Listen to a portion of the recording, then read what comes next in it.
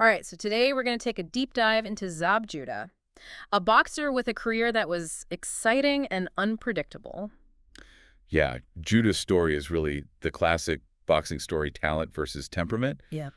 Right from the start, you see this back and forth between his incredible skills and then kind of this self-destructive behavior. Yeah, it's all right there in his amateur record. I mean, 110 wins, Wow. only 5 losses, 2-time U.S. national champ, 3-time New York Golden Gloves winner. That's almost unheard of. So this guy was like the real deal. Oh, yeah, he was sparring with guys like Hector Camacho Jr. when other kids his age were, thinking about their prom dates. It sounds like Olympic gold was like a sure thing for him, but then he loses in the trials to David Diaz. I wonder if that like lit a fire under him, gave him this drive to prove himself as a pro.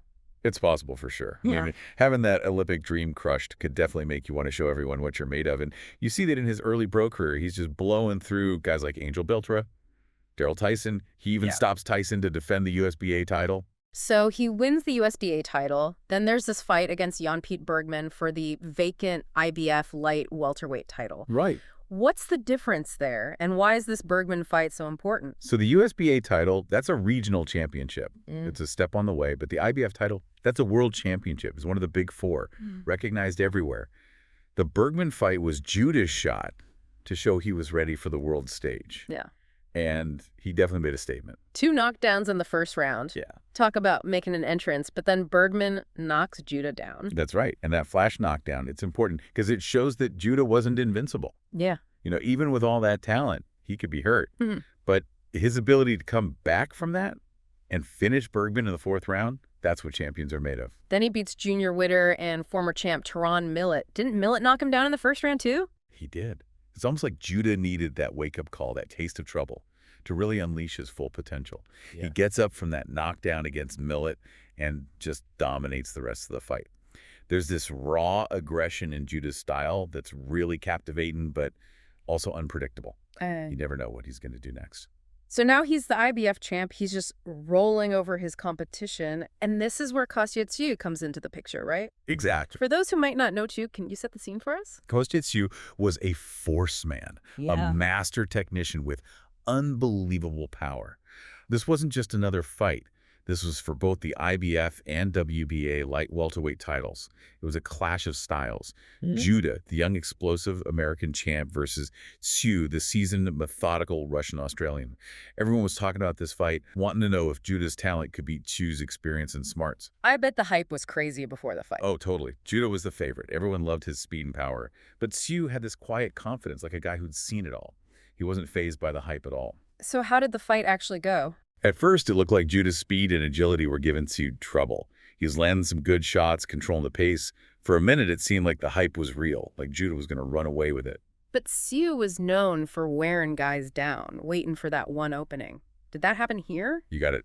Tszyu stayed patient, rode out the storm, and then in the 2nd round, bang, he caught Judah with this perfect right hand, right on the jaw. You could see the effect immediately. Judah tried to get up, but his legs were gone. It's one thing to lose a fight, but this wasn't just a loss for Judah, was it? What happened? Well, after the ref stopped the fight, Judah just lost it. Threw his stool, got in the ref's face. It was a total meltdown. Yeah. And that's what everyone remembers, not the fight itself. It made Judah look like a guy who couldn't handle losing, who let his emotions take over. A year suspension for throwing a stool? Wow. Do you think that time away from boxing made him take a good look at himself?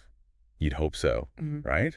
But the thing is, that kind of behavior kept popping up throughout his career. These flashes of brilliance where he looked unstoppable, and then boom, he'd do something that just made you shake your head. So he comes back from the suspension, wins the WBO light welterweight title against DeMarcus Corley, breaks his hand in that fight too. Yeah. The guy seems to love chaos, but then he moves up to welterweight.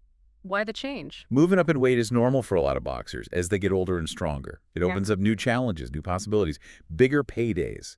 For Judah, it was a chance to conquer a whole new division and become a legend. And he jumps right into the deep end, fighting Corey Spinks for the undisputed welterweight title. That one was controversial, right? Oh, yeah. Big time. Judah even knocked Spinks down in the last round, but the judges gave the decision to Spinks. A lot of people thought Judah got robbed. These close decisions are part of boxing, but this one really hurt Judah and his fans. But the rematch, that's where Judah silences the doubters. Absolutely. Yeah. He learned from the first fight, came back with a vengeance, and dominated Spinks. stopped him in the 9th round to become the undisputed welterweight champion of the world. It was a huge win. Showed how tough he was and how he could adapt. He's on top of the world at this point. Yeah. Defends the titles against Cosme Rivera, knocks him out in the 3rd round. It seems like everything is finally clicking for him. Right. Then comes the upset loss to Carlos Baldomir. Who was Baldomir and what happened in that fight? Baldomir was a tough journeyman fighter, known for his grit. Nobody thought he could beat Judah, who was at the top of his game. But Baldomir just outworked him, exposed some of those inconsistencies we talked about. It's like every time Judah got close to reaching his full potential, something would hold him back. Was it focus discipline? Tough to say for sure, maybe a bit of both. But that Baldomir loss made people question if Judah could stay at the top, perform consistently at that championship level. And those questions just got louder when he fought Floyd Mayweather Jr. This was more than just a boxing match. It was a clash of personalities, a spectacle. Mayweather was the up-and-comer, undefeated, incredibly talented. This fight had all the ingredients for a classic. And it definitely delivered on the drama in and out of the ring. Didn't something crazy happen in the 10th round? Oh yeah, the fight was back and forth, real intense. Judah started strong, but Mayweather, being the genius he is, started to figure him out. Then in the 10th, Judah landed a low blow on Mayweather. Okay, low blows happen. What made this one different? What happened next was pure chaos. Yeah. Mayweather's uncle and trainer, Roger Mayweather, he jumps into the ring. Then Judah's father, Yoel Judah, he gets in the ring too, and it just explodes into this huge brawl. Yeah. It was wild, really tarnished the whole event. So that brawl, did it have any consequences? Definitely. Both fighters got fined and suspended, and it just reinforced that image of Judah as this volatile, unpredictable guy. This was his chance to get back to the top of the welterweight division, but instead it became another example of him not being able to control himself. Sounds like his career was full of these highs and lows, these moments of brilliance, followed by these self-inflicted setbacks. After the Mayweather fight, did he ever really recover? Do you have any more big wins left in him? You know, it's crazy. He didn't just disappear after all that. It's pretty amazing, actually. Like every time he got knocked down, he just came back stronger. Almost like he wanted to prove everybody wrong. So what happened in those later years? Did he get any more big wins? He did. Some pretty impressive ones, actually. Yeah. He beat Miguel Cotto, future Hall of Famer, in this crazy back-and-forth fight. And then he fought Amir Khan, another young, hungry champ. Wow, those are some huge names in boxing. It sounds like even towards the end of his career, he was still going up against the best. Exactly. And even though he lost those fights, the distance showed he could still compete with the top guys. These weren't just easy paychecks. These were battles against elite fighters. Yeah. He even had some good wins during that time. Knocked out Ubaldo Hernandez. Went the distance with tough guys like Ernest Johnson, Edwin Vasquez. It wasn't always pretty, but it showed he was tough. He wouldn't quit. You got to respect that kind of grit. So when did he finally call it quits? When did Zab Judah hang up the gloves? Last fight was June 7, 2019 against Cletus Selden. Wasn't a title fight. Wasn't a big name, but it ended up being Judah's last stand. Wow. He lost. And he suffered a brain bleed. It was a tough reminder about how dangerous this sport can be. The risks are always there, even in a fight that doesn't seem that risky on paper. After everything he went through, all those ups and downs, to have his career end like that, it's kind of poetic in a way, but also heartbreaking.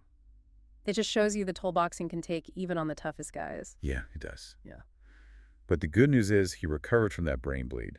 And now he's sharing what he knows, working as a trainer, helping young fighters make their way in boxing. It's like he's still on his journey, just in a different role. So looking back, what's the takeaway here? What's Zab Judah's legacy? Zab Judah was one of a kind, a really complicated figure in boxing. He had the talent, the speed, the power, the charisma. But he could also be his own worst enemy. Those moments of brilliance, they were often overshadowed by his lack of control. You can't help but wonder what he could have achieved if he'd been able to harness all that talent and stay more disciplined throughout his career. It's a question people will probably debate for years. Was he a victim of his own potential, or was it that volatility, that unpredictability that made him so captivating? It's almost like his career mirrors boxing itself. The beauty and the brutality, the skill and the savagery. It's a sport that can lift you up and knock you down in a second. And Zab Judah, he embodied that contradiction like few others ever have. Wow. Well said. Zab Judah's story reminds us that greatness is rarely a straight line. It's a winding road with obstacles, triumphs, and setbacks. And in the end, it's not just about how many wins you get, but about the impact you have on the sport and the people who watched you along the way. Yeah. And Zab Judah, with all his flaws and all his brilliance, he definitely left his mark.